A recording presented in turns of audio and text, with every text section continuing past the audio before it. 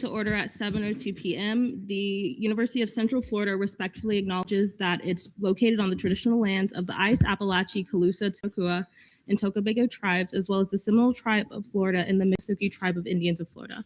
Roll call and verification of quorum. Chair Gaudio. Vice Chair Zivin. Bear with me, please. Thank you. Luke Paul. Reed. Here. Olivia Smith. Present. Hagenbuck. Present. Casimiro. Kalas. Present. Ariza. Present. Kapanos. Present. Jane. Present. Sherman. Present. Danae Smith. Present. Ali. D. Present. Malik. Hamid. Present. Lush. Present. McNulty.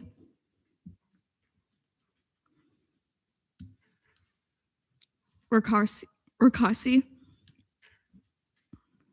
Rose. Present. El Harak. Present. Fawcett. Present. Rickett. Present. Gaudio. Present. Escobar. Present. Macadia. Present. Rodriguez. Present. Wanjan. Hassanayan. Phillips. Present. Green. Nguyen. Present. Bonaventure. Perez. Present. Alcuda. Present. Benesh. Candeloro.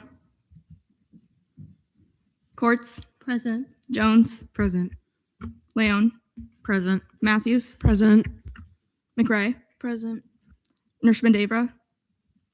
Renda. Gonzalez. Present. Simmons. Present. Rescue. Present. Varela. Present.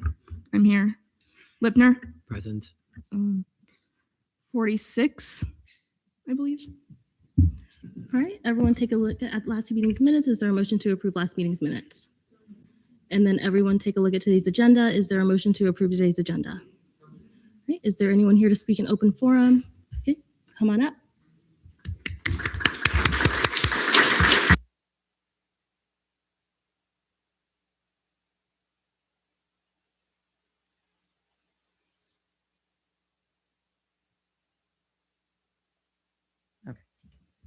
Hello? Okay, there we go.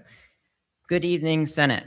Hello, my name is Caleb Barrios, and you have most likely seen me in the student government office doing whatever assignment I forgot to do that's about to be due in 30 minutes.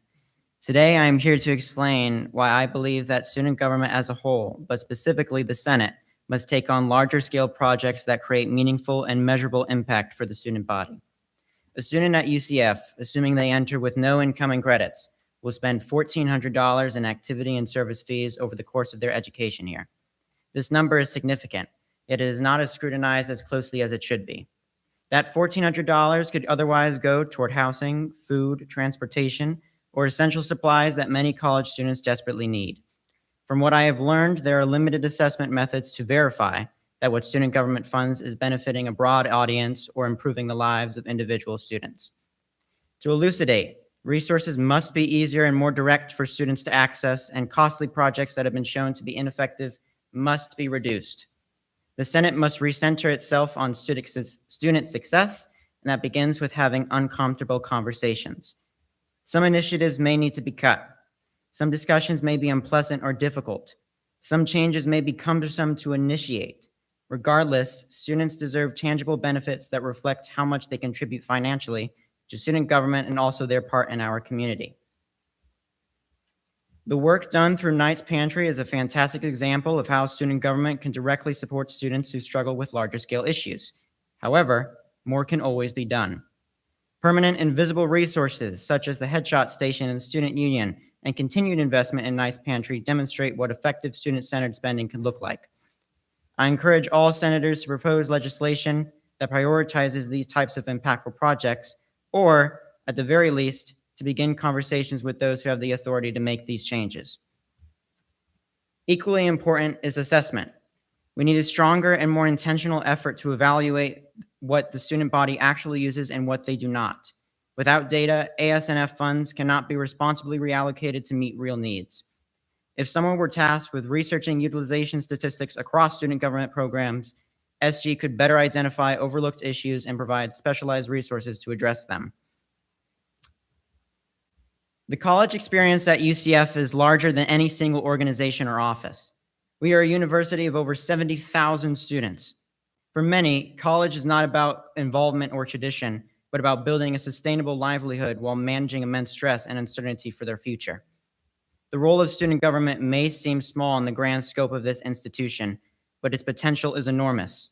It has the ability to redefine what it means to be a UCF student and to positively shape the future leaders who will leave this university. Do not feel overwhelmed by the scale of what I am saying. The senators in this chamber already possess the ability and the resolve to unify, collaborate, and engage directly with the UCF community. That power should be used to help students in ways they can feel and see. With that being said, I ask that you take my words to heart. Students deserve more from SG. Senators must be willing to reach out to the student who feels isolated or unheard in their college experience. Show them why they can trust you. Show them what it means to be a senator. Show them why UCF is better. There is always the future, but there is currently the now. The untapped potential of SG lies within our large community, and that is one strength UCF has that other universities do not. Through combined effort, SG can be more audacious with projects, helping those who may not have the ability to speak up for themselves. There cannot be a substantial change without more engagement with the students at UCF. I hope that the senators in this chamber can come to a consensus on how to approach this and work with each other so that students at UCF can thrive directly from the projects being done. Silence only exacerbates the issues that plague people daily. Be the change that you want to see at UCF and be passionate about your goals for our community. Thank you.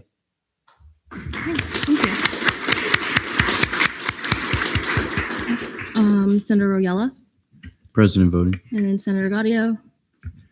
May I ask a question of the person who just spoke? Yeah, you may. And then Senator Oriella, President voting, so noted at 7:10 p.m. So you mentioned like inefficiencies and kind of the student perception.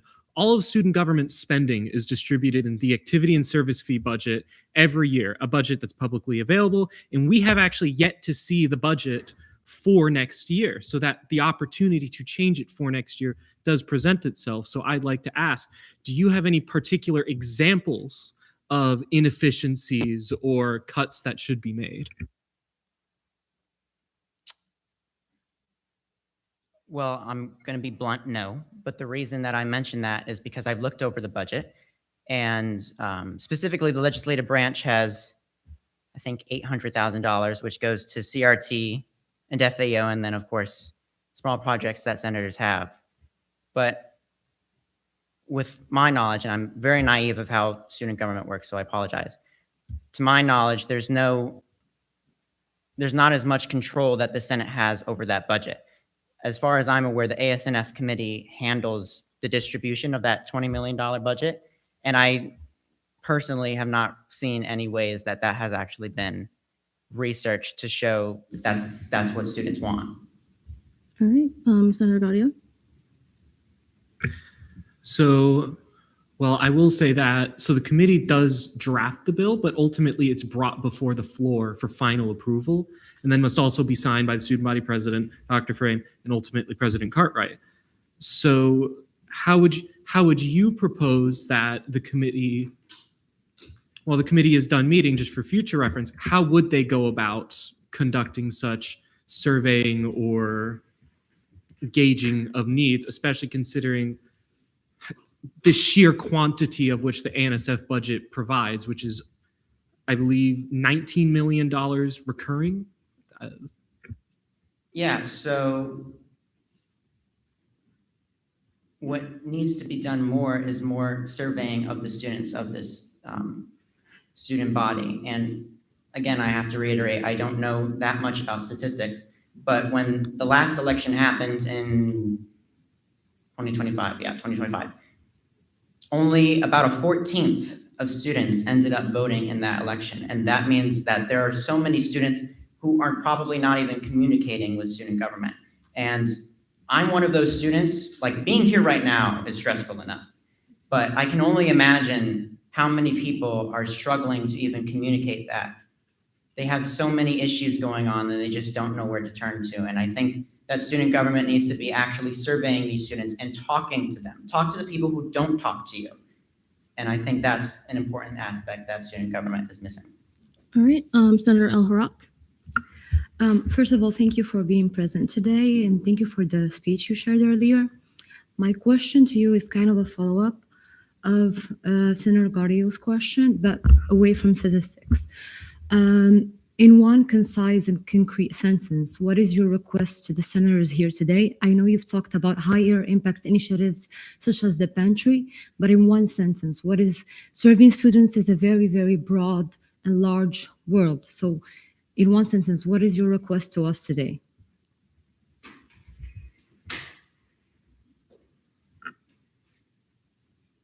Aiding the students who have problems like food, housing, transportation, that are not speaking up about it because they're just not able to. Okay, this will be the last question because we do still have the dean coming up. If you have any other questions, I implore that you reach out to this individual. Okay, thank you. Thank you.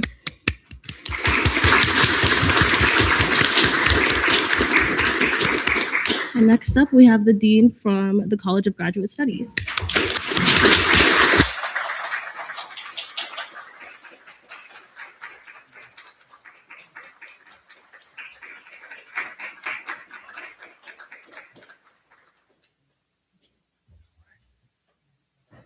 Thank you.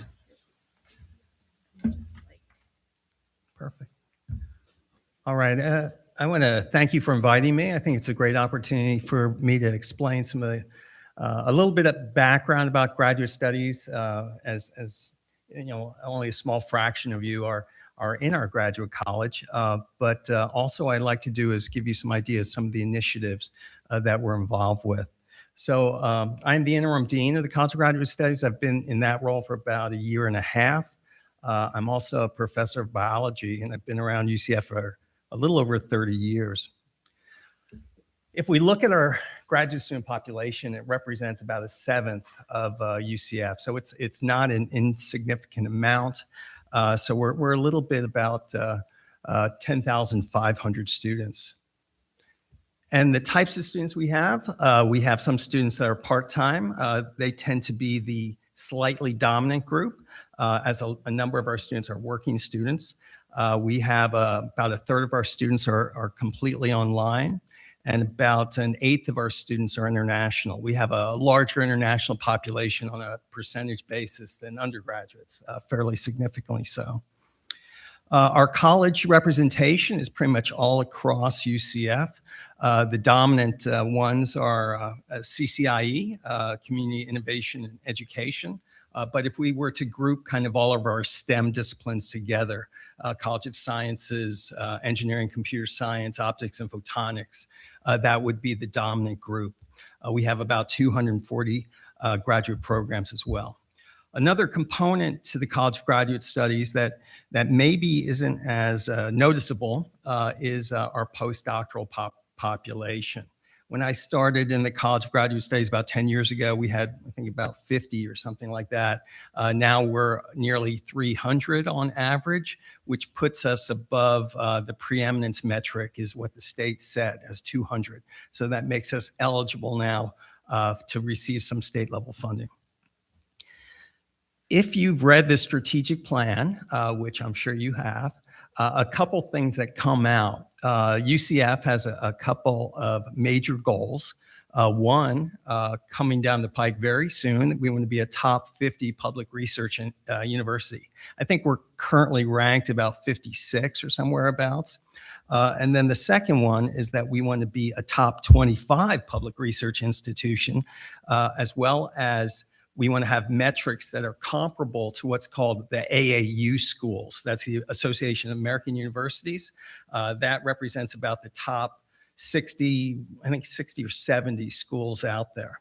It does include Canadian School. It does include McGill, whoever's going to McGill. Someone from your group's going to McGill next week. So these two goals really reflect the fact that UCF wants to become a preeminent research university. And in order to be a preeminent research university, what that means is it has to basically produce new knowledge.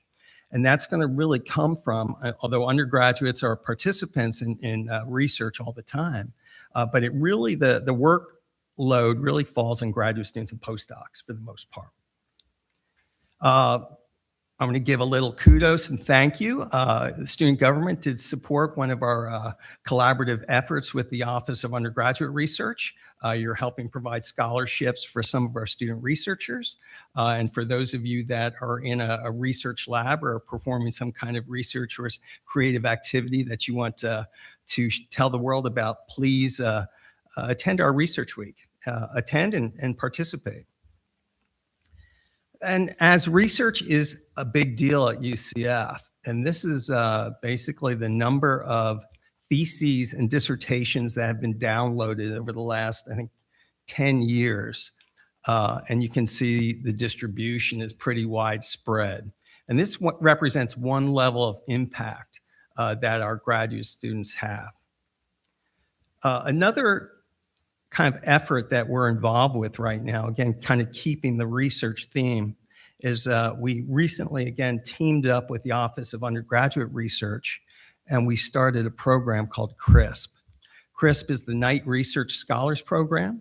What this does is provide opportunities for undergraduates to be mentored by graduate students and postdocs in their labs out there. So it provides a wide range of experiences. This only started last August, and we already have 200 projects that are involved. What we also do in the College of Graduate Studies is try to extend opportunities to our graduate students. And we do this in a similar way as student government. We provide awards for our students to travel and give presentations to basically spread the word of some of the research that's going on at UCF. In addition to that, we take it to the next level and we provide support for students to publish their research. And we provide up to $1,500 per year per student who's interested in publishing. A new initiative that we're also just begun this year is something called Gemini, the Graduate Enrichment Mentoring Initiative. In order for graduate students and undergraduates and postdocs for that matter, to become good scholars, they have to be involved in a good environment. And so we've collected a number of resources and are distributing them to some of our faculty so they'll understand what's meant to be a good mentor and what are some metrics and ways that you can continue to learn about mentoring to improve that relationship. Now, graduate students, many of you may know them as GTAs. Graduate teaching assistants. They often teach some of the large undergraduate courses or help participate in some of the lab work. But then we also have graduate research assistants, and these are the ones who are working in the labs. Every year, the Oklahoma State University collects data from about 55 universities, and we use it to benchmark to make sure that we are paying our students at a level that is appropriate. The gentleman who spoke, I don't know if he's still here any longer, but one of the initiatives that I've been involved with is trying to increase stipends for our graduate students. And we've been very successful recently, at least with GRAs, where if you look at the change, we went from $10,000 for master's GRAs for 9 months or $12,000 for doctoral student GRAs. And starting this January, every principal investigator or UCF researcher who writes a proposal, now the minimum stipend level for master's and doctoral students is $19,200 for 9 months, which translates to $25,600 for 12 months. And that puts us on par with the University of Florida. We're a little bit below University of South Florida. We're a little bit above FSU in this stipend level. However, when we do the comparison using the Oklahoma State data, the red represents where we're falling behind. And this is for graduate teaching assistants. And so you can see the deficit there, is on the order of, thousands of dollars. And this is a bigger ask for UCF because this is money that is internal to us, where the grant dollars that are supporting GRAs is coming from funding sources like the National Science Foundation, National Institutes of Health, other agencies out there. The green represents where we're actually paying our students more than the Oklahoma State average.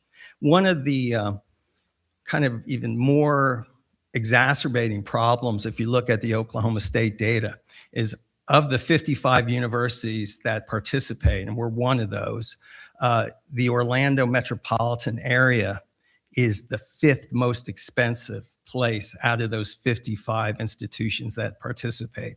So that red that you see there should actually be really flashing red because the cost of living is generally higher by a lot on average than the other universities that participate.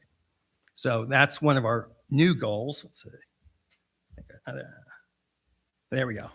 That's one of our focuses for this year, is basically seeing if we can identify ways to improve the stipend levels for our GTAs.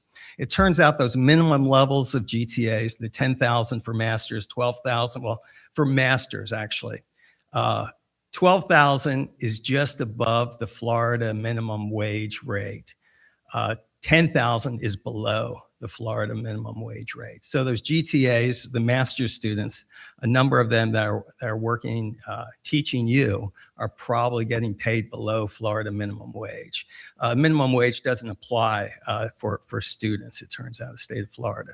Next year, minimum wage is going up another $1, up to $15 an hour. But kind of associated with the first speaker here, we monitor the Knights Food Pantry usage to see how many of our graduate students are using that, what's kind of the status of our graduate students. I haven't gotten the data for the most recent year, but the prior year, what we saw is about 40% of our GTAs and GRAs are repeat users of the food pantry, and repeat users in a big way. And this is where our graduate students actually take advantage of the food pantry more than you. On a percentage basis, our graduate students may use it at the same rate, meaning 10% of or 16% of the population of UCF is graduate students, thereabouts, I think it is, or somewhere around there. That percentage is the same, but the frequency with which our graduate students use the food pantry is much higher than undergraduate students. UCF really has some good graduate programs, it turns out. If you look at some of the rankings out there, we have, I think I'll just give you the big byline, 15 graduate programs rank in the top 50 nationally. So it's really kind of a wonderful place in some respects. Some of our graduate programs are exceedingly well respected. If we look at some other data, this is kind of interesting.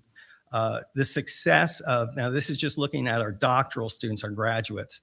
If we look at our doctoral students and compare them to what are called R1 institutions, R1 institutions are the high level of research institutions in the US.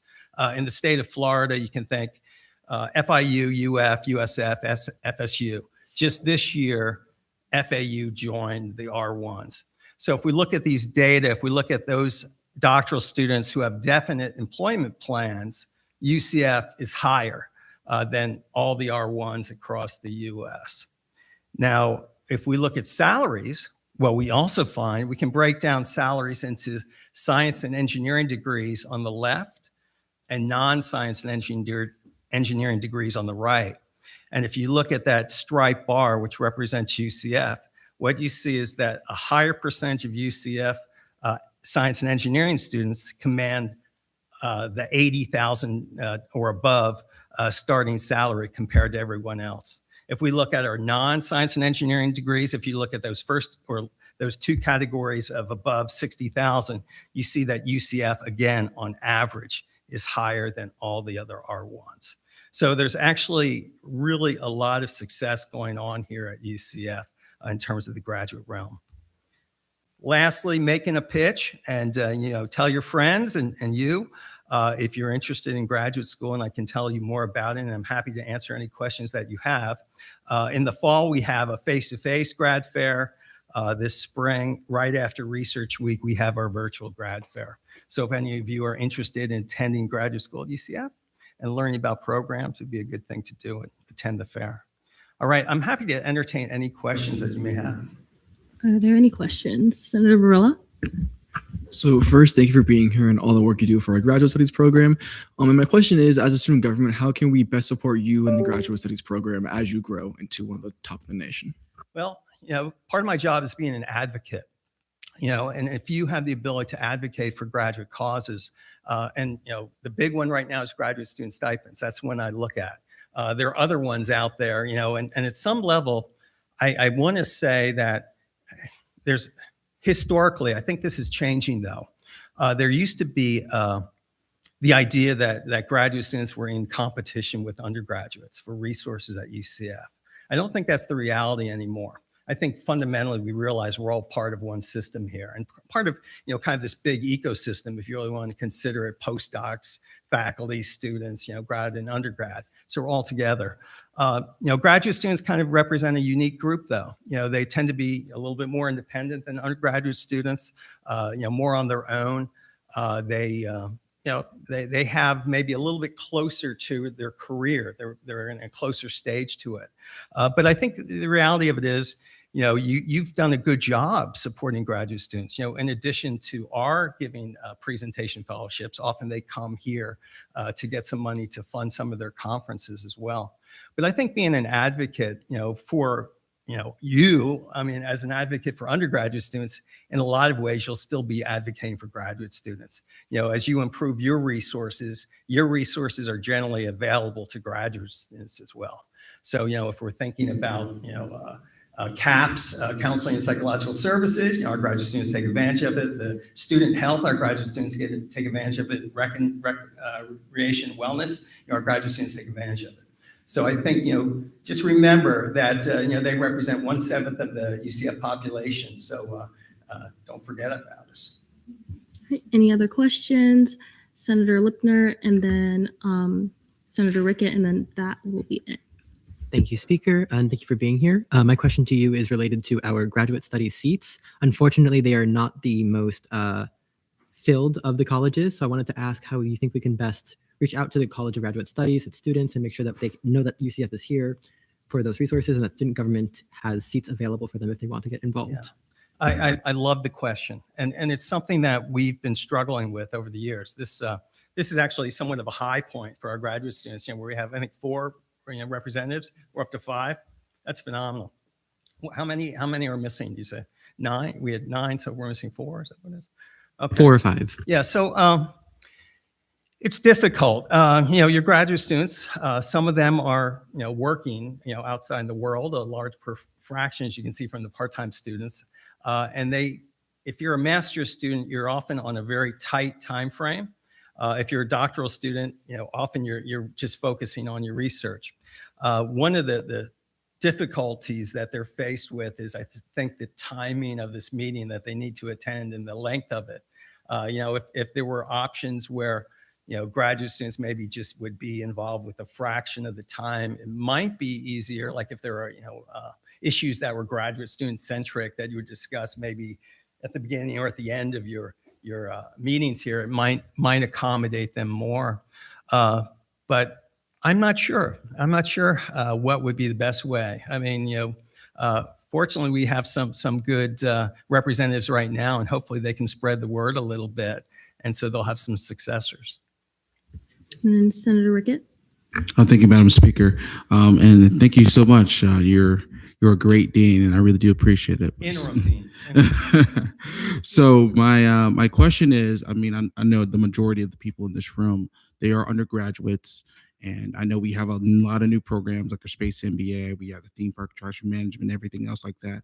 Where should a lot of these undergraduates go, and if they're thinking about, becoming a graduate student here and furthering their education, what's the resource or where's the place where they can all come together and kind of get involved? That's a good question. And I'm not just going to be a shill for UCF. I mean, graduate education is valuable across the U.S.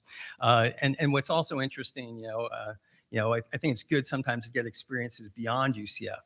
Now, we can provide information kind of in both ways as well. We work with some of the undergraduate groups and try to provide them resources to help students understand what's necessary to produce a good application to get into college. We also have resources that can tell you what other opportunities are available.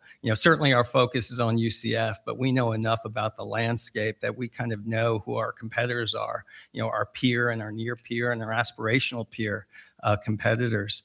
And so I think the place to go is to talk to our admissions group.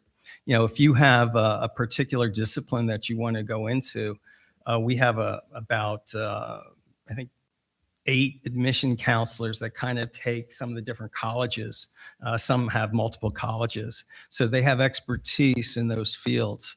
But at the same time, talk to your faculty members. I mean, your faculty members have other perspectives too. Especially if you talk to some of your more junior level faculty members, it probably wasn't too long ago that they were in graduate school and they're probably familiar with the process, and use them as, part of your network. And I think that's a critical resource. So, I mean, we're here at the College of Graduate Studies to certainly help you, but you can build your network. Or here's another one, talk to our graduate students. I mean, talk to your GTAs, I'm sure they're happy to, give some wisdom, on you, and I think that might be a great resource too. All right. Well, thank you so much for coming out. We really appreciate it. All right. Thank you.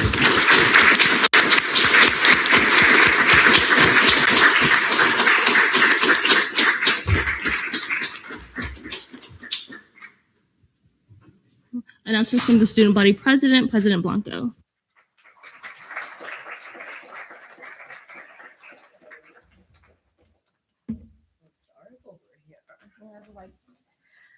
Oh, I like it.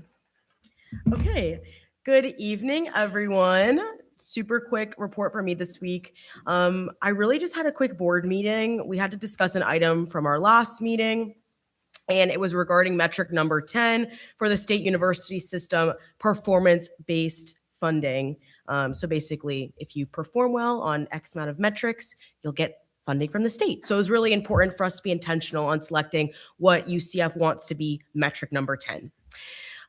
Moving on from that, Drew is going to go over a lot of what happened this week. So super proud and super excited for all that work. Tomorrow, the team and I will be having our spring planning retreat here in the Union. So I'm excited to see what we have planned and really put our heads together to have a successful last semester. This Sunday, I'll be traveling to Tallahassee for our annual day at the Capitol. I'm going a day early because we actually have rally and tally with the Florida Student Association. So myself, along with our other Florida public universities, will be advocating for some priorities for higher education in Florida as a whole. And thank you to everyone's hard work that's been making this event happen for UCF this year. I'm really excited, especially if you're attending, and I will see you all there. Okay. Oh, sorry. Really quick. I have one appointment. It's just Ava Hendricks for the Women's Caucus. Any questions for the student body president? I apologize. No, you're okay. Seeing none, thank you.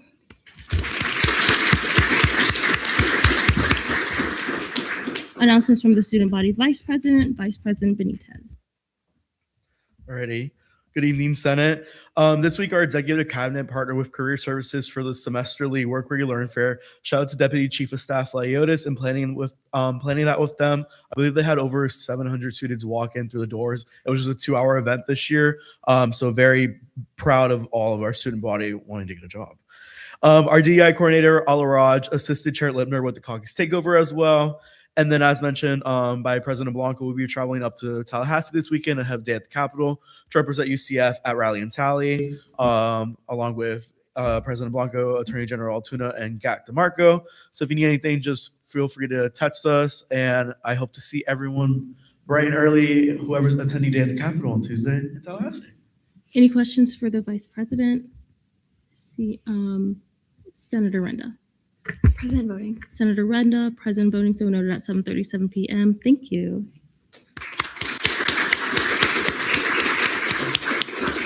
Comptroller's report, Comptroller Drinkwater. All right, good evening, everyone. I hope you are all doing well. The current CRT balance stands at $28,012.49, with a reversion rate of 0.833%. Additionally, the current FAO balance is $47,357.55, with a reversion rate of 1.97%. The remaining balance will probably be fully allocated early next month, according to the Activity and Service Fee Business Office. I'm also beginning to plan the next SG Finance Office meeting. Thank you, and let me know if you have any questions. Any questions for the Comptroller? Seeing none, thank you. Thank you. Attorney General's report, AG Altoona.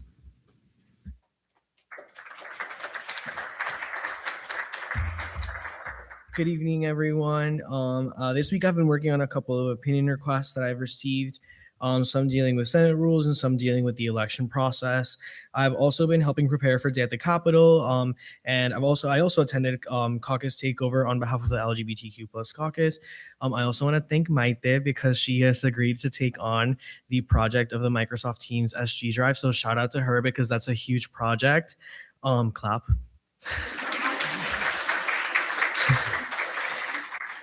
Thank you, Maite. I have tons of appreciation for you, so thank you. And then next week, I will be supporting Dr. Marco and Chair Varela at the Capitol.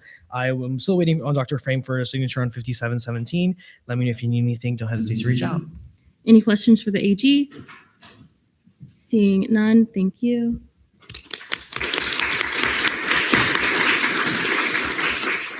Announcements from the Chief Justice Pizzera.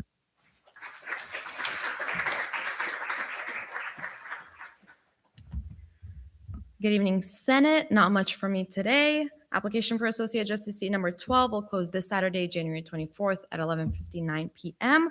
So if you know anybody that would be interested, please refer them to the Judicial Branch Night Connect. So if you type in Student Government Judicial Branch, that's where you'll find the application. Any questions for the Chief Justice? Seeing none, thank you. Announcements from the Supervisor of Elections, Supervisor Collazo.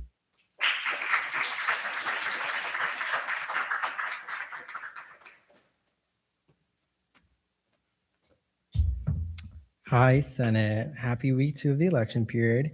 If you've not already done so, please review the announcement I shared this morning in the SG General channel. The Election Commission will be enforcing the standards and outline in that message. I do want to emphasize the part in which I stated that anything that is said of the commission always comes back to me, so keep that in mind.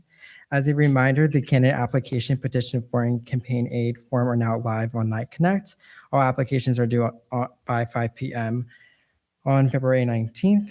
This week, I've been focused on fully transitioning into my role as Supervisor of Elections. I'd like to thank the branch heads, the Attorney General, the Comptroller, and the Student Government Advisor for their continued support and assistance throughout this transition.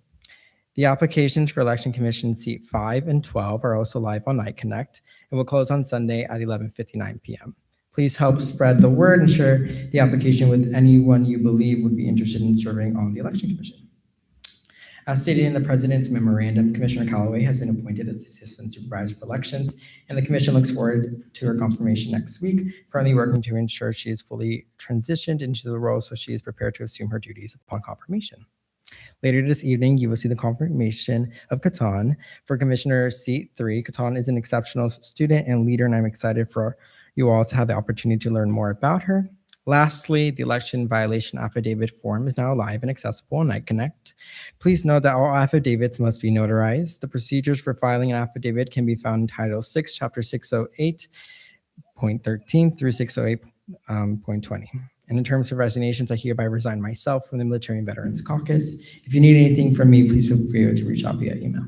Thank you. Any questions for Supervisor Collazo? Seeing none, thank you.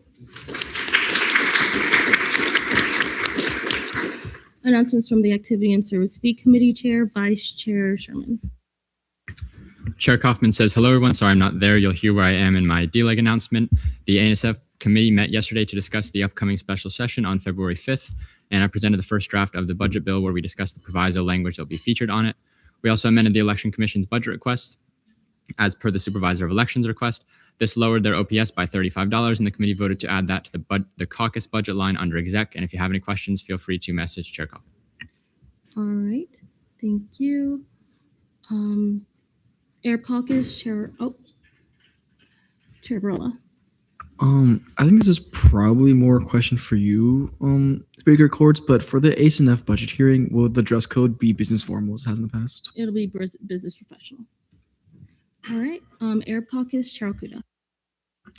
Hello, everyone. We will be meeting tomorrow at 12 p.m. where we will be solidifying our spring semester plans. We will also be getting in touch with dining services as though they are under new management. We want to ensure that students participating in Ramadan next month are accommodated for just like they were last year, and maybe we can work on some improvements as well. So that's it for me. Any questions for the Arab Caucus Chair? Seeing none, APIA Caucus. Hi, everyone. Hope you're having a great week so far. Shout out to Coordinator Alaraj, Chair Lipner, Vice Chair Perez, and all of the caucuses for such an amazing, successful caucus takeover event. For the spring semester, we will be meeting at 9 a.m. on Mondays bi-weekly starting next week. If you're interested in joining APIA Caucus, please reach out to me. Thanks, everyone. If you have any questions, please reach out to Chair Lim, Black Caucus, Chair Smith. Hi, everyone. First, I didn't write this in my announcement, but thank you to Coordinator Al-Haraj and to, I forget your last name, but thank you to, guys, excuse me one second, Chair Lipner and then Vice Chair Perez. Thank you guys so much for helping with the caucus takeover. We couldn't have done it without you. Now, we met this past week to go over some initiatives and discuss the upcoming showcase. I got confirmation for Food Truck Fridays for happening every Friday of February. So guys, please come out, show some support, have some good food. We will be meeting again on Monday at 12 p.m. If you guys know any businesses that might be interested in the showcase, please reach out to me. Thank you. Any questions for the Black Caucus Chair? Seeing none, ICTC Chair Barilla. Awesome. Hello, Senate. We too also had a great time at the caucus takeover event. Just want to give a massive shout out to Vice Chair Paris for all the work she did day of, as well as these awesome activity sheets for ICTC specifically. They're really beautiful. If you haven't seen them, you should definitely see them. Please ask me or Vice Chair Paris about them later. They are so amazing. I mean, they're just so beautiful. I love them so much. Other than that, we still haven't had a meeting time. So if you're in ICTC, please fill out the when to meet. Please. I'm very much saying please. Also, we have been invited to table at the Student Early Exploration Resource Fair, which we get invited to every semester. This semester to be Friday, February 27th from 11:30 to 1 p.m. Any questions for the ICTC Chair? Seeing none, Latin Hispanic Caucus Chair Gonzalez.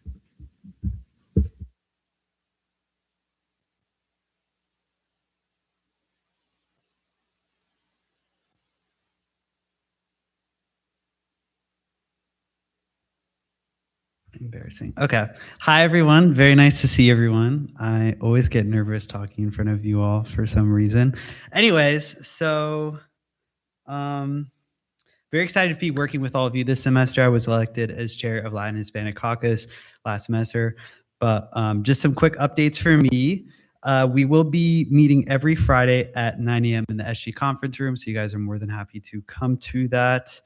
And tomorrow's meeting, we'll be electing a vice chair and also going through some ideas for our caucus semester event. And I'll also be trying to upload the caucus minutes in the SG Drive. I just got access to those. So yeah, but let me know if you guys have any questions and have a great weekend. Any questions for the Latin Hispanic Caucus Chair? Seeing none, thank you. Sustainability Caucus Chair Lipner. Sorry, I just had it up and now I don't. Okay. Today, Sustainability Caucus was not able to meet because of quorum issues, but Pearson, if you're listening to this, good luck on the MCAT, and congratulations to our vice chair for getting a new internship. That's very exciting. However, Gen Cleo President Doyle, Coordinator Hendricks, and I were able to discuss plans for a sustainability block party in partnership with the Volo Foundation and the Climate Correction Conference, which is hosted at UCF annually. The block party is tentatively scheduled for March 9th, and yeah. And then together as Caucus Leadership Committee, every caucus came together to host a caucus takeover event yesterday in partnership with Diversity Coordinator Alaraj. Thank you for everyone who came out to make the event happen, and a special thank you to Caucus Leadership Committee Vice Chair Perez for stepping up and taking the reins for me as I unfortunately had some health issues arise. I've heard nothing but glowing remarks about the way you charged on, so truly, thank you. And then finally, if you are a caucus leader, please keep an eye out for when to meet to find a time for us to meet next week. Thank you. Any questions for Chair Lipner? Seeing none. Women's Caucus, Chair Renda. Hi, everyone. So we had a special meeting last Friday where we discussed our Women's Health and Sexual Wellness Fair that will be taking place from 11 to 3 in the Student Union Atrium this Wednesday. We also attended the first Panhellenic meeting of this semester, and we talked about our event. Big thanks to everyone who showed up or helped out during the caucus takeover. It was great. Huge shout out to Vice Chair Perez. And we will be meeting this Monday in the SG conference room at 2 p.m. Thank you. Any questions for the Women's Caucus Chair? Seeing none, announcements from the Senate President. Hi, everyone. Not too much from me as we don't have much to see on the agenda. General reminder, just make sure you're being respectful towards each other. Even if you disagree, it's never okay to make rude remarks or faces towards your colleagues, especially during Senate meetings. We are on live stream and you have to remember that anybody can watch these. SLC is officially beginning on Mondays from 2:30 to 3:45 in the Charge on Chamber. If you're interested in being present, always feel welcome to pop in. I sent this message in Teams, but anyone who doesn't have their polo, please message me so I can ensure that you do. New senators, you also get a polo, so please make sure that you reach out to me. And I had a conversation with the AG, Chief Justice, and the LJR Chair regarding the Supervisor of Elections requirement of 1 year of experience in an election. We will put that to a vote on whether or not to overturn that requirement in miscellaneous business, because that is something that Senate does. Any questions for me? See, Chair Rilla? Is the vote to overturn that rule a simple majority or a 2/3 majority? 2/3. All right. Any other questions for me? And also, I am counting you guys because last time I counted, there were 34 in here, and quorum is 30. So if you're leaving, please be careful. ELA report, ELA Reid. Hi, everyone. I have been and I will continue to be bombarding you with when to meet and polls to schedule the upcoming spring dean meeting. So please keep an eye out on the Teams messages that you will be receiving from me. Also, just like last semester, we'll be having our mock or just planning meeting to go over your initiatives for the semester. So again, been asking all of you guys when you're available. So please, make sure you're filling that out. Also, SLC is starting this week and I am so excited. Me and Speaker Courts have a wonderful plan for how it's going to run this year. And so I hope you all, show up and show out for our SLCers. I've been helping Chair Varela on making some materials for Day at the Capitol. So if you're going, stay tuned. It's going to be so awesome. I'm so excited. Also, just as a general reminder, if you need a graphic, please keep filling out that graphic request form that is in the Teams. If it doesn't work for you, just please let me know. Thank you. Any questions for the ELA? Seeing none, Senate President Pro Tempore report, Pro Tem Hamid. Hi, everyone. I hope you all are doing well. So for committee leadership, to the chairs and vice chairs, please send me a list of times you're available to meet either for next week or the week after. I want to just make sure that we talk about your plan for the upcoming semester. Also, this week I began planning the semester's donation drive with H4H. We have a tentative distribution date to get rid of the clothes that are in my office right now for February 1st, which is a Sunday, but that may change to a Saturday at a closer location.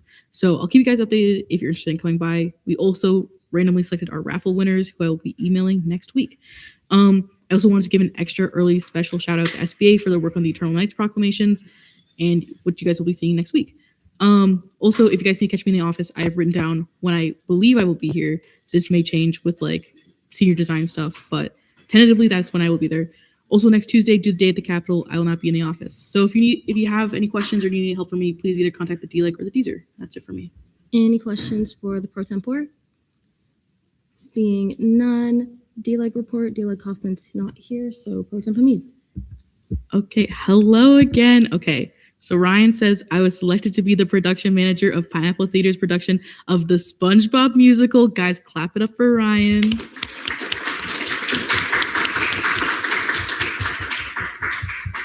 So I'm currently at the first read through tonight. Eternal Nights proclamations are being remanded to SBA tonight, as well as a fiscal bill that needs to be passed on second and third reading next week due to the special session the following week. Tonight's legislation, we have nothing on third reading, one fiscal bill and 13 proclamations on first reading, and one resolution on second reading. Any questions for the Pro Tempore? Seeing none, DSER report, DSER Capinos. Good evening, Senate. I am very excited to give my announcements tonight because the things that you've been waiting for has happened. I have finalized all the events that we'll be doing this semester, and you can see them down below of all the dates and the times that they will be happening. We have karaoke, we have cake decorating, we have scavenger hunts, we have Senate Gives You Wings. Shout out JC who's not here. We have bowling, we have beach day, and we have kickball. And these are the events we have planned now. They're not limited to these events. Things could change, so just be on the lookout for that. As far as our IMs go, our volleyball team continues to win in spirit. And, clap it up for them. They played a really hard game. Sportsmanship was there. It's just incredible to see the tenacity of the group. It's great. And shout out to Ali and Jason for showing up and showing support. Really appreciate you guys for coming out. And speaking of coming out, our next game is our last game, or could be our last game, depending on how we do. It's our playoff game. So hopefully not our last, but you should come out and come watch us. And then for our spring IMs, there's going to be some available. Some sneak peeks are pickleball, sand volleyball, floor hockey, and flag football. So that'll be coming out fairly soon. And then our soccer playoff game has been yet to be announced. So be on the lookout for that. In terms of the RSO informations, this week has been very hectic. I've been getting more responsibilities within the clubs that I'm already a part of. So please look out in your inbox this weekend for the template for your RSOs, as they will be out very soon. Thank you. Any questions for the D, sir? Seeing none.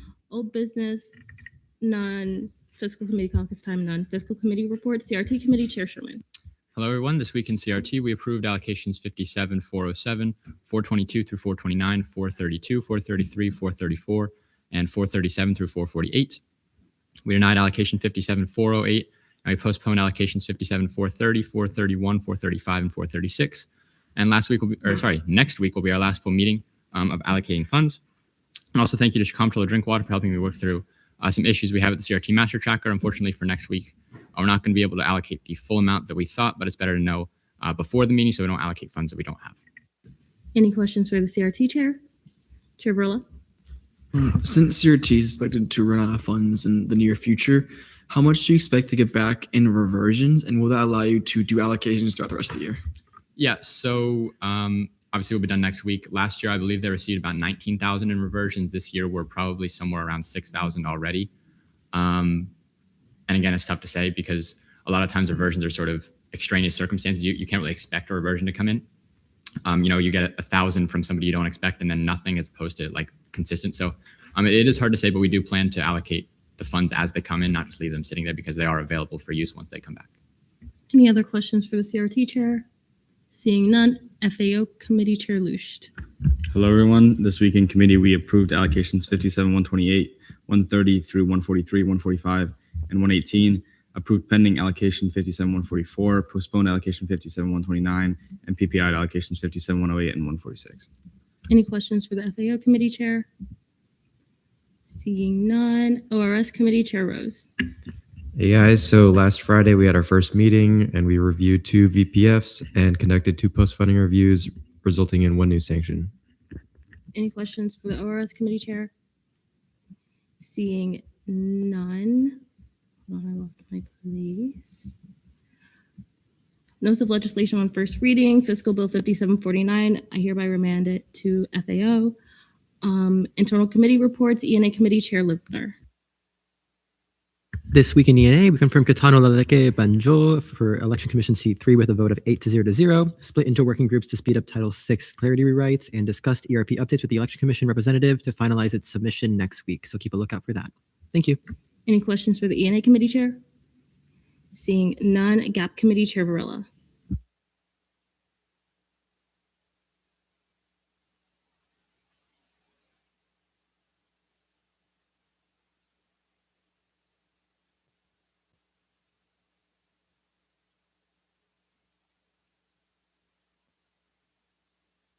I'm so sorry.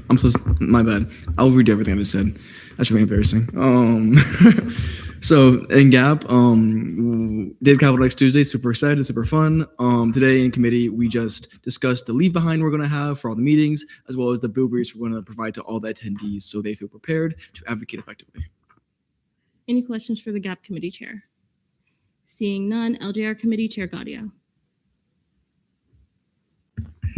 Good evening, folks. Not much news this week. We met Wednesdays at 2 p.m. due to Monday being MLK Day. Our votes are listed down below. All absence requests were approved. Resolution 5710 was passed 7-0 to 0. This week I made chocolate chip cookies. I'm trying to bake consistently again. Join LJR if you want to partake. We meet Mondays at 2 p.m. All right. Any questions for the LGR committee chair? Seeing none, SBA committee chair Teodoscu. Hello, Senate. SBA did not meet this week because of the holiday. Our next meeting will be on Monday, and we'll be focusing on all the Eternal Nights proclamations. Any questions for the ENA committee? Oh, SBA committee chair. Seeing none. Next up, we have confirmations, but I believe that the person is not here, correct? Yet. The confirmation. Sorry. Is the confirmation here yet? No. Okay. Is there a motion to table our election commission seat confirmation? All righty. Internal legislation, notes of legislation on first reading. Proclamation 5716 remanded to SBA. Proclamation 5717 remanded to GAP. Proclamation 5718, 19, 20, 21, 22, 23, 24, 25, 26, 27, and 28 remanded to SBA. Notice of legislation on second reading. Is there a motion for speeches, questioning, and debate? Chair Lipner. Motion for a 5-10-10. There's been a motion for a 5-10-10. In a second, any objections? Hearing none. Resolution 5710, updates to Senate Rule 3, Day at the Capitol legislative priorities. Chair Varela, you have 5 minutes whenever you're ready. Yeah, hi Senate. This is a bit of a strange speech because the bill as it currently stands is not in a state of support. So I'm just gonna, take you through the changes that are made in the LGR versus my original intention, and then we can discuss more of the substantive things I want to say when we say my amendment during debate. So first, the original intention of this bill was to get rid of that 15-day timeline that GAP has to introduce its legislative priority resolutions by. LGR decided to disagree with this notion. They added the timeline back in. And the only thing new in this bill is they added point A that we must pass the resolutions prior to the Capitol event. So before this bill came to existence, it just said we had to introduce the bills 15 days for the day of the Capitol. And now in its current state, it will say it would introduce prior 15 days before the day of the Capitol, as well as pass prior to the day of the Capitol. So that is that. I yield the questioning, but we should honestly go to the debate so we can get to the substance of the bill. Okay, we're now in a period of questioning. Are there any questions? Chair Lipner? Can you provide a little bit more clarity into why you originally passed this legislation to remove that 50-day timer? I think that conversation's better had about the amendment because my amendment that I put back on the bill does just that. All right. Any other questions? Seeing none, we're now in a period of debate. Chair Varela?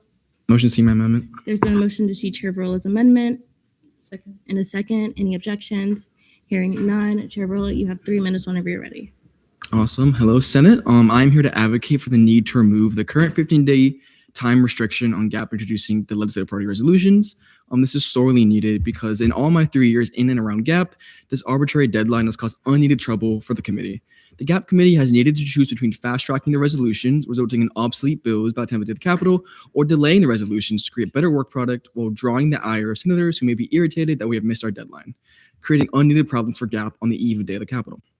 The truth is, the world of politics is extremely fast-paced. We live in a different political world right now than we did this morning. As a result of this, to feasibly bring bills that actually matter day of the Capitol, GAP often needs to finalize these bills as close to the date of day of the Capitol as possible. Rushing this process will and has resulted in the bills being brought to the day of the Capitol being obsolete, inert, and in some cases dead. We cannot change how the Florida legislature works, but we can change and ought to change how GAP approaches the preparation process. The existence of this arbitrary deadline does nothing but harm GAP and the critically important work we do. Some may suggest that a solution to this problem is simply introduce the resolutions into the process early and have GAP work on them in committee to satiate this rule. But upon inspection, this solution has many weaknesses. For one, once the resolutions enter the legislative process, GAP loses a measure of control over them. Senators can do various things when they're in committee and before to interfere with the process and take away GAP's agency in doing the job tasked to them. Furthermore, if our best solution to a bad rule is to circumvent said rule, then it naturally brings the question, why even have the said rule in the first place? If the rule is going to be circumvented anyway, all this rule does is open up the GAP committee to a liability and stress that we certainly do not need as we approach the day of the Capitol event. Finally, I ask for faith that with my 3 years of experience in and around both the Senate and GAP, I understand what I am doing.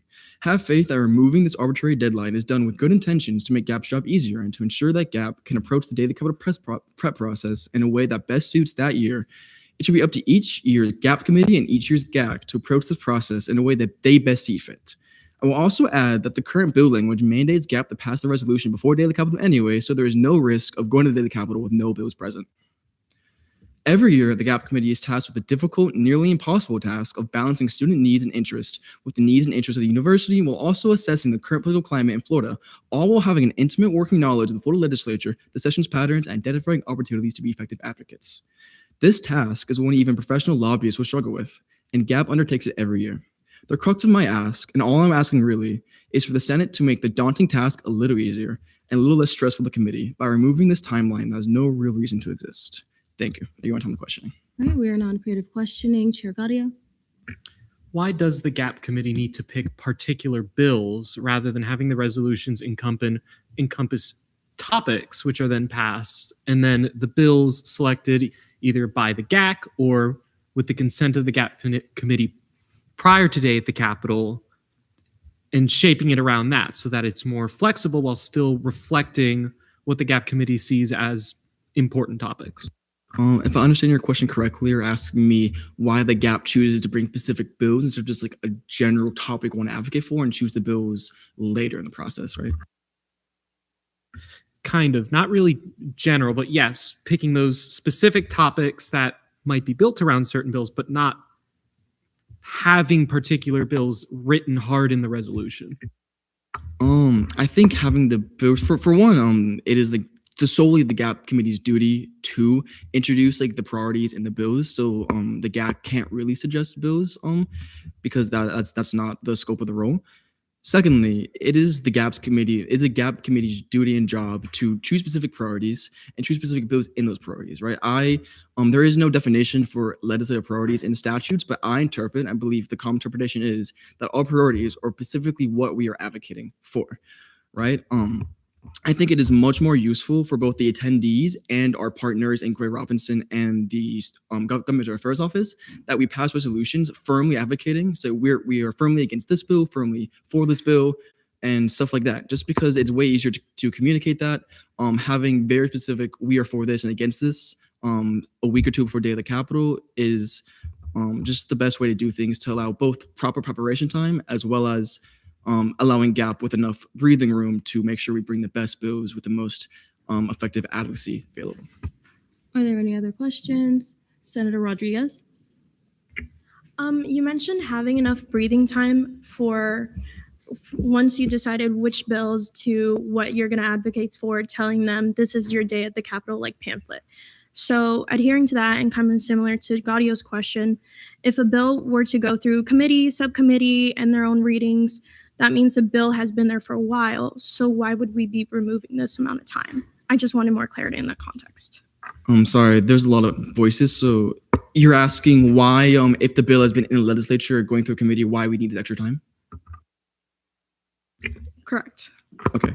Yeah. So, because the truth is that the date for Day of the Capitol is different every year. This year it tends to be pretty early. Last year is in March. So it just depends, what time it is. So even given it's different every year, it makes a lot of sense for the GAP committee and the GAC to coordinate with each specific year when they need those parties in by, right? This year, they need to be in kind of now is the only time because we're still at the very beginning of the session, right? Many of these bills weren't filed until, halfway through the break, right? And if GAP only meets during the school year, like there is literally no way for GAP to pass these resolutions in a way, that complied with the timeline while also choosing the bills we did.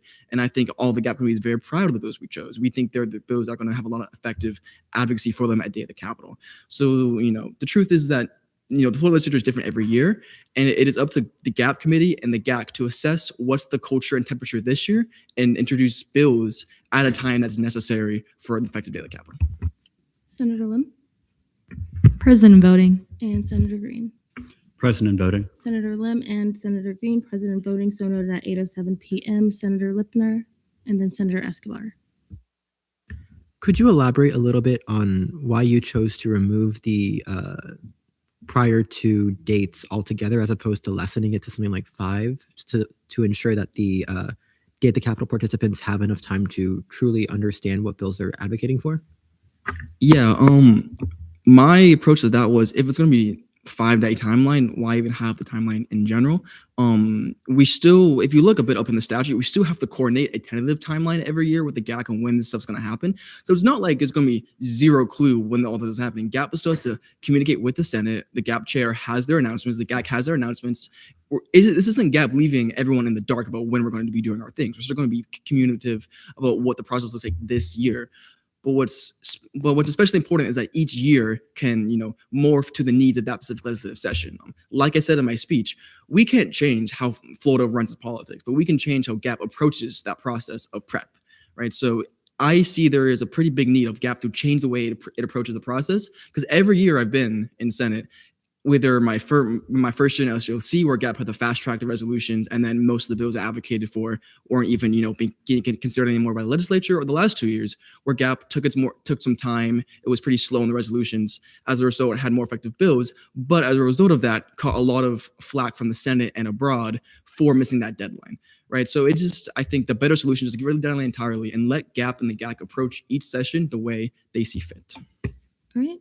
Questioning time has elapsed. So do you wish to make a motion for Senator Escobar? Okay. Any other questions? Seeing none, we are now in a period of debate. Senator Casimiro. President voting. Senator Casimiro, President voting, so noted at 8:09 p.m. Anybody wishing to speak in debate? Senator Callis, Senator Gaudio, and then Senator Lipner. So my only worry with this amendment is that since we're taking away the 15 days prior deadline and we're saying it has to be before the Day of the Capitol, we could see a situation that we're passing the resolutions today and they're unable to pass on third reading, or the president vetoes it, and then we go to the Day of the Capitol and there's no bill. And that's why I feel that the 15 days prior should stay, and I disagree with this amendment. Point of information, resolutions can't be vetoed by the president. They're signed by the speaker and the pro tem. All right, thank you for that. I was going to say that. Senator Gaudio. So I gave this spiel in committee, but I will give it again on the floor. I am against this amendment because I believe that it promotes the accountability of the GAP committee, that they need to get these resolutions done. They need to think these through. These don't need to be these very, very last minute, and should not be very, very last minute. Just this year, what happened, they were introduced in committee, and then the very same day, we saw them on second and third reading. That's not enough time for everyone else in this room to really read through it ahead of time and understand what are we voting on. And this timeline is simply to introduce the resolutions, to have an idea of what they're doing. Even if they want to have particular bills, those can be put in later, be it in committee, on the floor. These are not arbitrary deadlines. These are necessary to ensure that they are doing what they are supposed to uphold them to that. And if they can't hold themselves to that timeline, to me, that's not saying we need to get rid of the timeline. That's saying there is an organizational issue that needs to be resolved long term. And so I am firmly against this change. Senator Lipner. So I'm pretty torn on this, but I'm leaning towards saying yes to this amendment for a few reasons, and I'm kind of start where Gaudio stopped. I do believe this is some form of administrative error, but I don't believe this is necessarily on the GAP's onus, to say things in a lack of better terms.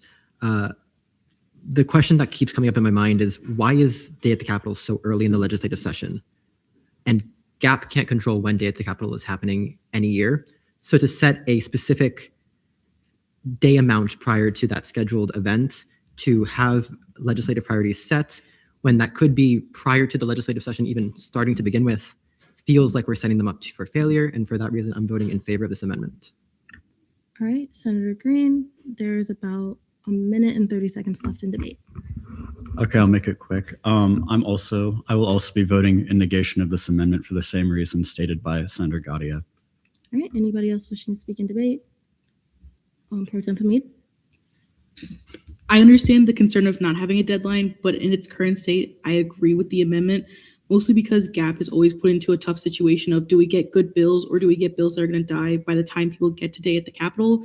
And I feel like this would help GAP not be in that tough situation and would allow them to bring bills that we could advocate for that could actually get passed by the real legislature, that we could actually advocate for that wouldn't die if they just didn't have to worry about this timeline that's before an event that they can't pick the date of. All right, With that, and- move to vote. Okay, there's been a motion to vote.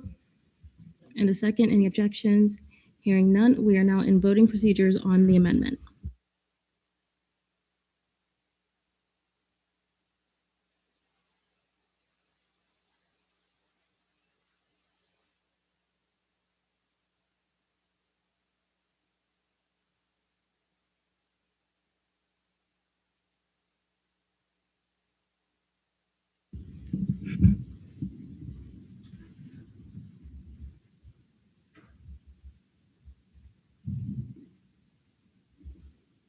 With a vote count of 26 to 11 to 1, the amendment stands. We are still in debate on the bill as a whole. Are there any other pieces of debate?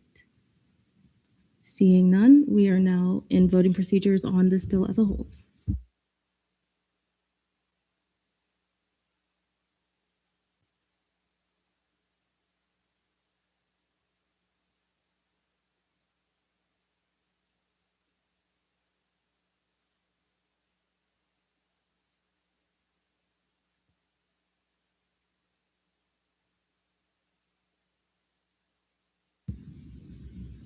Okay, with a vote count of 31 to 6 to 0, Resolution 5710 passes second reading.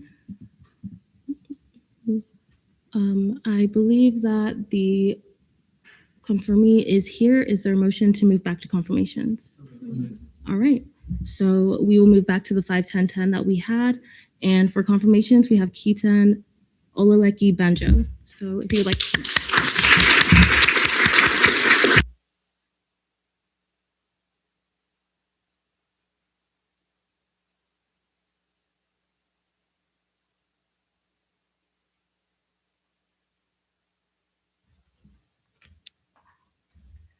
Good evening, Senators. My name is Katan Alaleke Banjo, and I'm a first-year student with a major in clinical psychology and a minor in legal studies, and I'm honored to be considered for the position of Election Commissioner, seat number 3. I want to serve as a commissioner because I truly believe that fair, transparent, and well-organized elections are the foundation of a strong student government.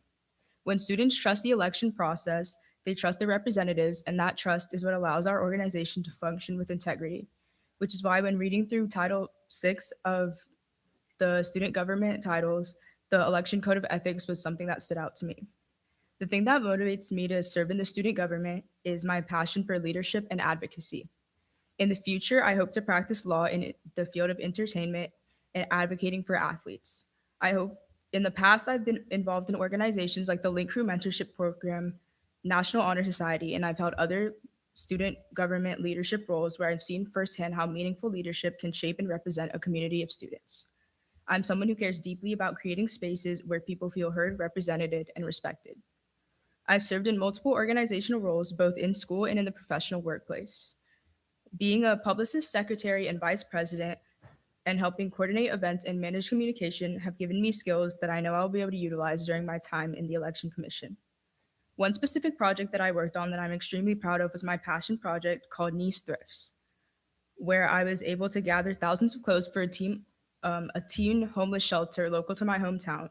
This project did so well in my community that through my leadership class and partnered with the student government at my school, we were able to turn it into a school-wide thrift store where students could donate clothes for service hours and other students could purchase those clothes for up to $5, with lots of them being free of charge.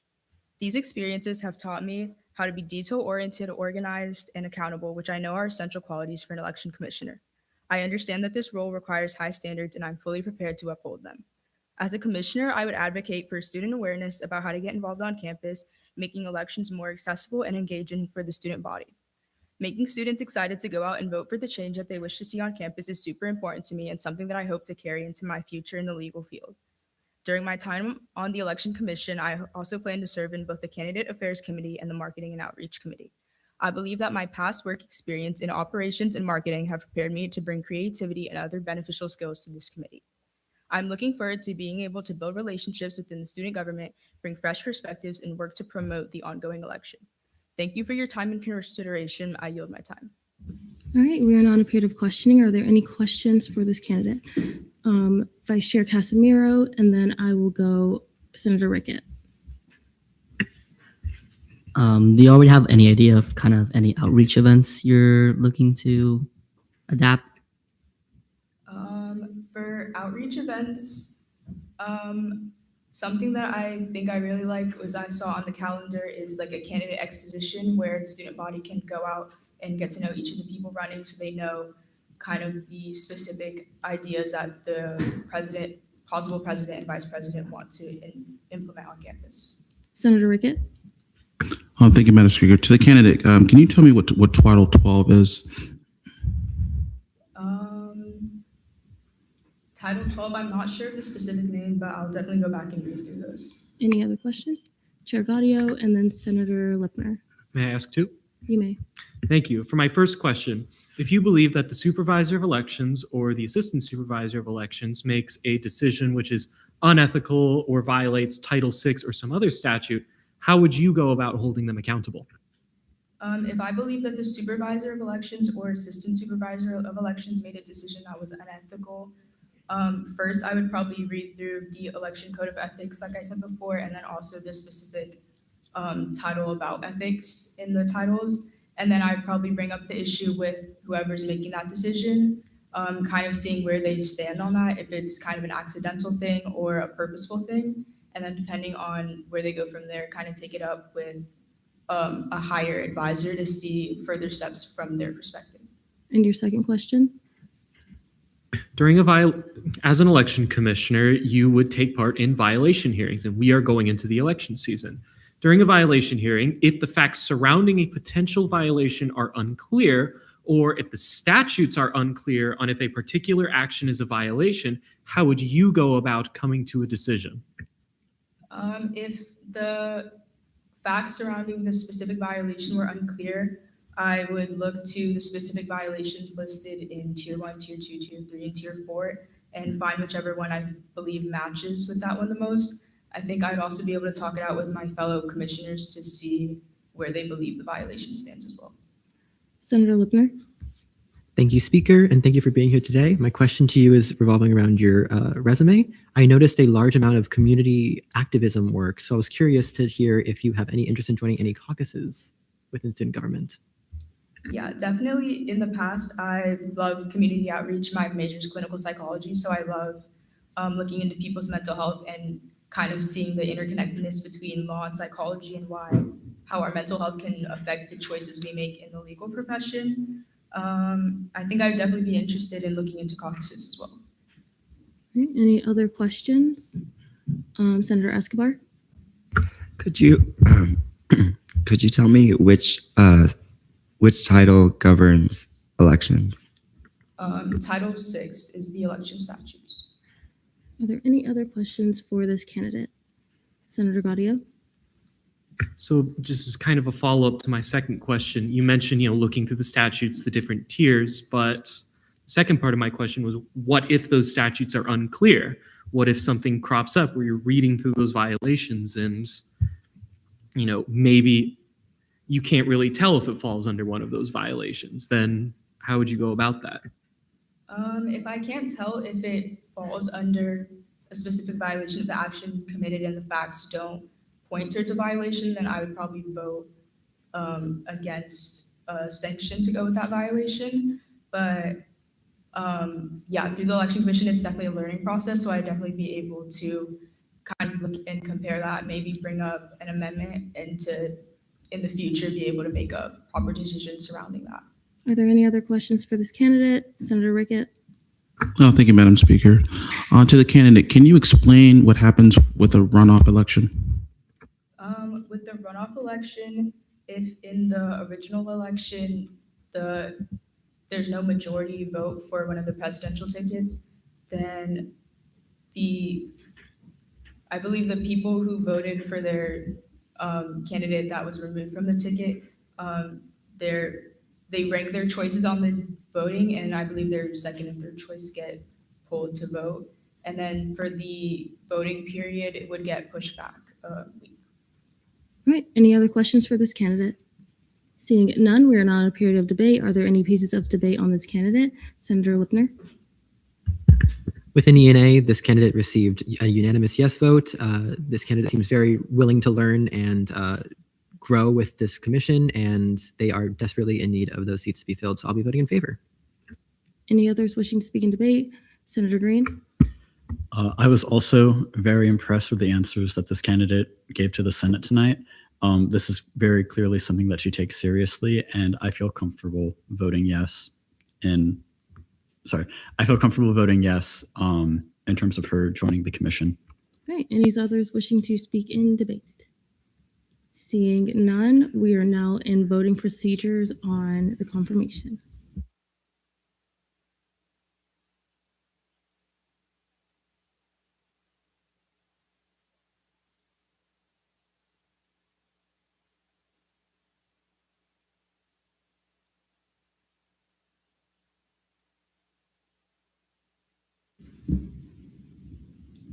With a vote count of 36 to 2-0, Ketan Olaleki Banjo has been confirmed as Election Commission seat number 3. Congratulations.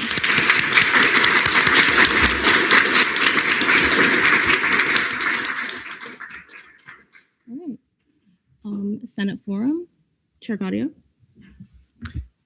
Hello, everyone. I'm once again promoting a flea market. We need volunteers and we need people to show up. It's on January 31st, February 1st, and February 2nd. If you're interested, see me after the meeting or reach out to me. All right. Senator Rickett. Thank you, Madam Speaker. On Monday, we have our first Military Veterans Caucus. Please show up. Please be happy. And we'll be meeting around noon time. Thank you so much.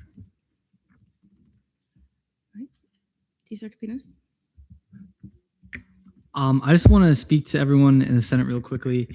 For those that came out to the events last year, thank you so much for all the support and all the things that you guys have done. And especially David for the Minecraft server. That was incredible, incredible feats of work and courage all with the teams and everything. I really appreciate it.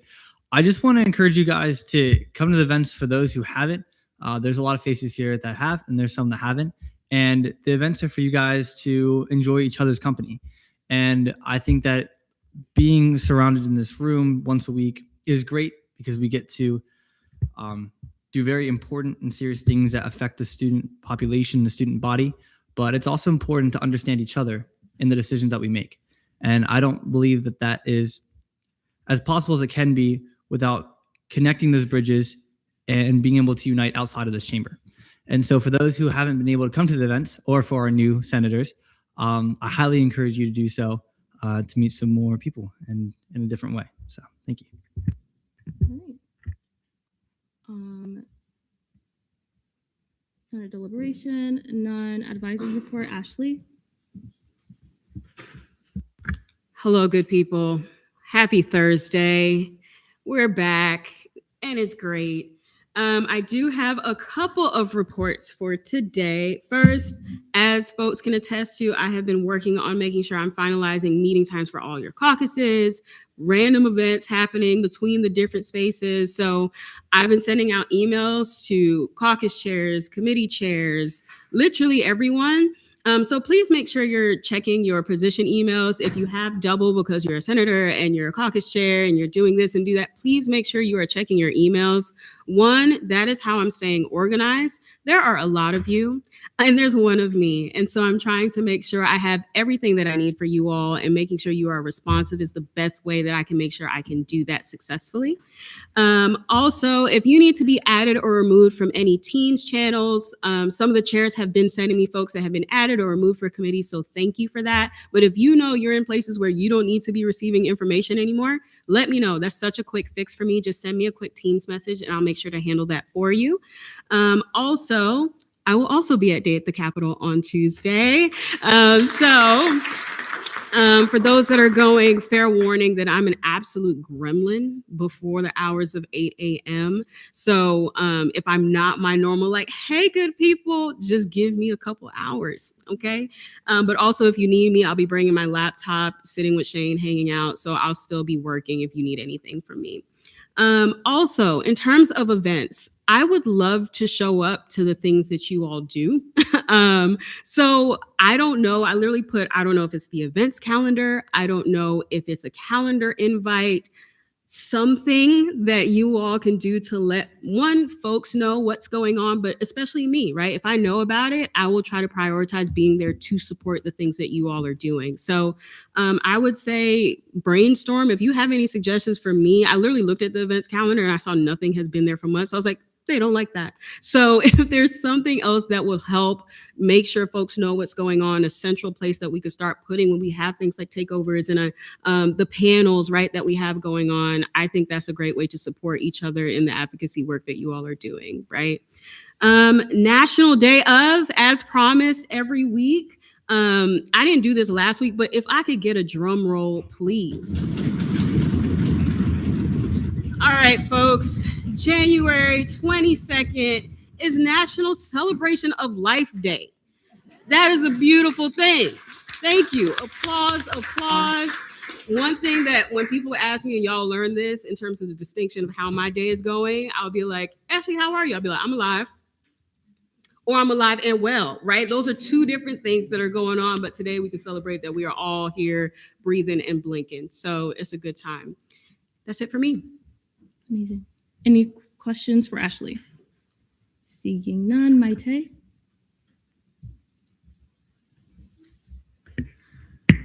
Hey, hi everyone. I hope you had a great week. Just to let you know, make sure to add the right date on the agenda approval because I just noticed that it has been listed as 2025 twice. I just corrected it, so it's okay. Okay, so that's all. All right. Any questions for Maite? Subtle call out.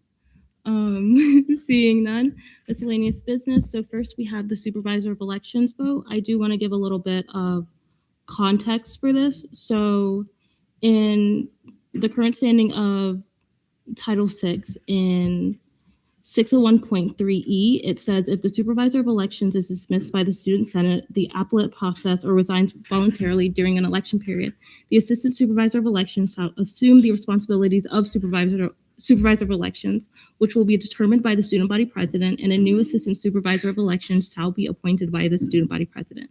And if you saw President Blanco's memorandum, it said that previous assistant supervisor of elections, Collazo, will be now our new acting supervisor of elections. And if you look back at 601.1A, it says that the supervisor of elections will have served as an election commissioner at UCF for a minimum of one election period. The Senate may overturn this prerequisite by a 2/3 vote. This is the first year that supervisor of elections, Collazo, has served in the election commission. So we have to put it to a vote of 2/3. I will allow for somebody to motion for a debate period because it does not say anywhere in Title VI that we go into debate on it. It just says that we vote. So if anybody wishes to motion for a debate period, they may. If not, we can just move straight to voting. Senator Lipner? Move to vote. There's been a motion to vote on the prerequisite in Chapter 601.1A. Is there a second? Second. All right, hearing no objections. We are now in voting procedures. It has to be a 2/3 vote.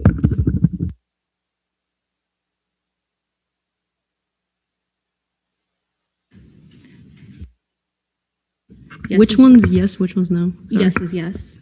Oh, no, like what? Yes to waive it.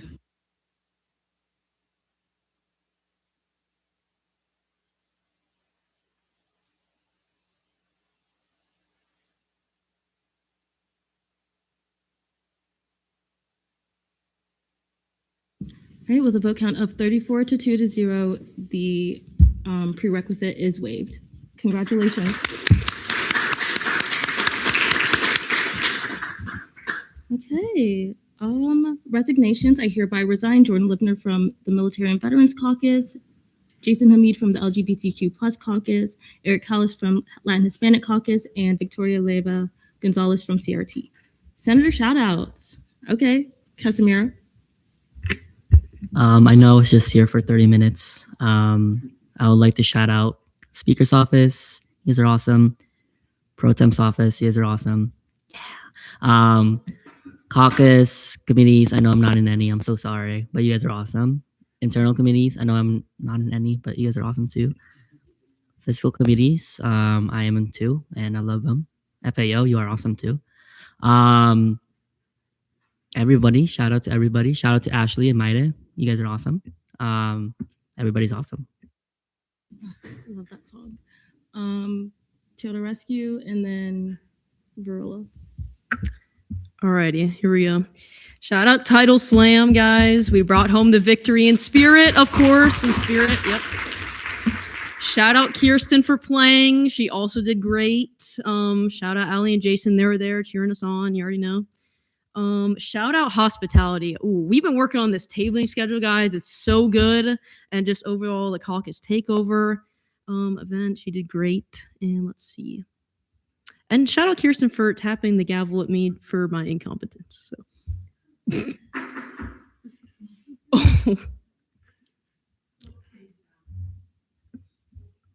Shout out Kirsten because she's so cool. Okay, any other shout outs? Senator Lipner. Senator Casimiro, shout out to you because you're awesome. Senator D. Sir Capino, sorry, I mix up D. Sir and D like all the time. I don't know why.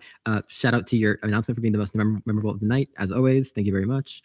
Shout out to all of CCIE. Thank you just for being you guys. And shout out to Senator Matthews and all of the SPSIA people because that is an awesome initiative that you're working on, and it's so great to see it coming to fruition. Senator Green. Shout out to Senator Escobar, or Chair Escobar, Senator Escobar. He helped me draft a proclamation that was remanded tonight, so I really appreciate that. He was also keeping me on track because, like, literally yesterday, he messaged me like, "Hey, did you send the proclamation to the D-Leg?" And I'm like, crap, I'm at clinicals. Can you do that? So thank you for doing that. Senator Varela. Thank you.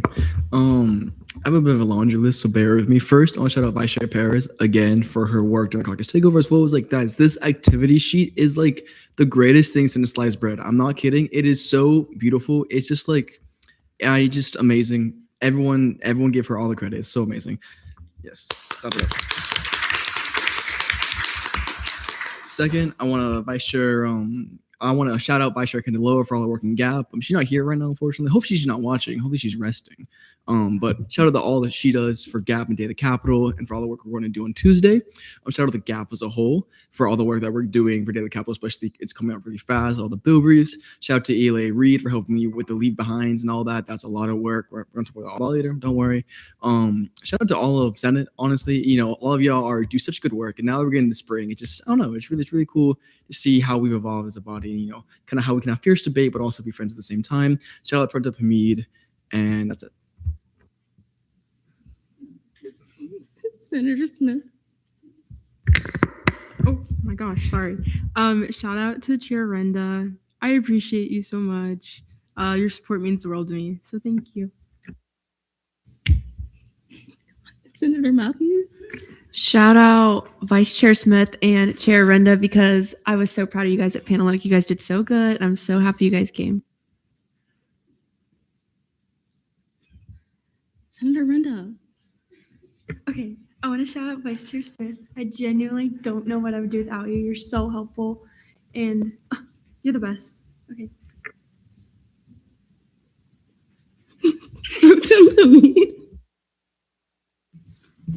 Anyway, shout out Ashley. I didn't know that last vote was gonna happen, but you still did that. Yay! Shout out Maite. Hey. Shout out the Pro Temp's office. Shout out Eli Reed. Shout out Grace Rudy. Shout out Sergeant Bonaventure. Shout out the committee leadership. Shout out Senator Matthews because she sent me her dogs to have later, like in the Hamid's habitat. anti shout out to Kirsten because she's making me write the things now, even though this is her thing.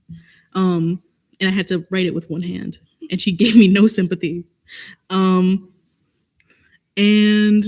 shout out Ryan specifically, and also shout out Jimmy, even though I already said shout out the pro tem's office. I love them a lot. I have them write it because it's really hard to pay attention to what you guys are saying and write at the same time. Verla. Yeah, sorry, I'm back. I missed 2 shout-outs since it's my bad. First shout out to Ashley. Mainly because I was talking to her about my grad school application woes, and then magically, like an hour later, I got good news finally. So I know she made a call for me. I know, don't worry, I see you. And then of course, shout out to Senator Vince Grampy. Really, my goat. Love that guy. Shout out all of you. Shout out Jason. I'll be nice. Also, shout out Varela. I'm happy for your your law school application. Shout out to the volleyball team.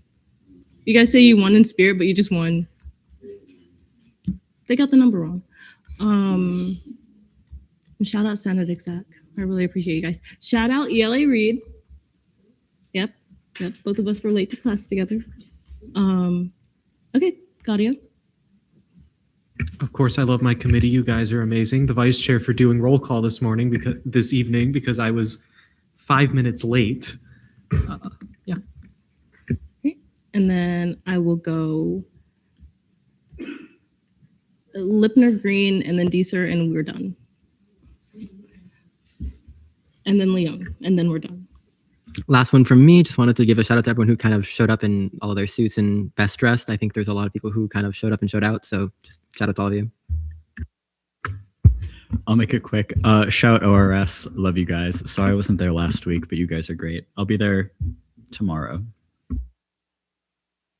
I'd like to make 2 shout outs. Shout out to FAO and ORS for adapting me into your committees. It's been a lot of fun to see the work that you guys do. And also, I want to shout out the soccer team. You guys haven't got much love, but we're still out. We're still, showing up. I don't know when our game is going to be, but we are ranked 2nd in our division. So shout out to them for doing such a great job this season.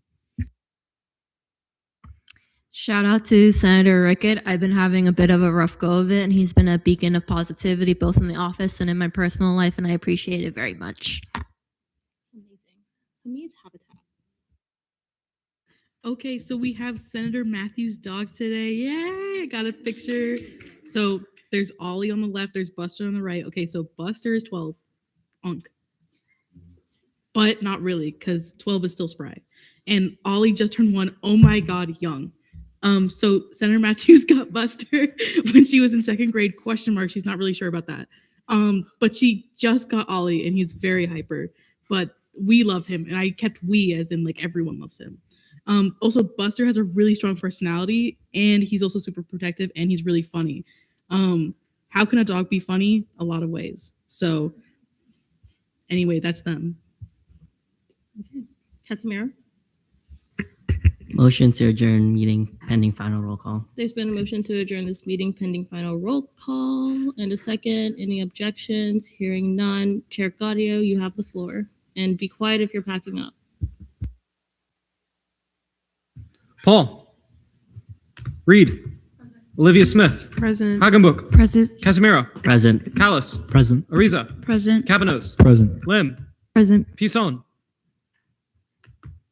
Savika. Jane. Present. Sherman. Present. Danae Smith. Present. Ali. D. Present. Malik. Orwela. Present. Hamid. Present. Kaufman.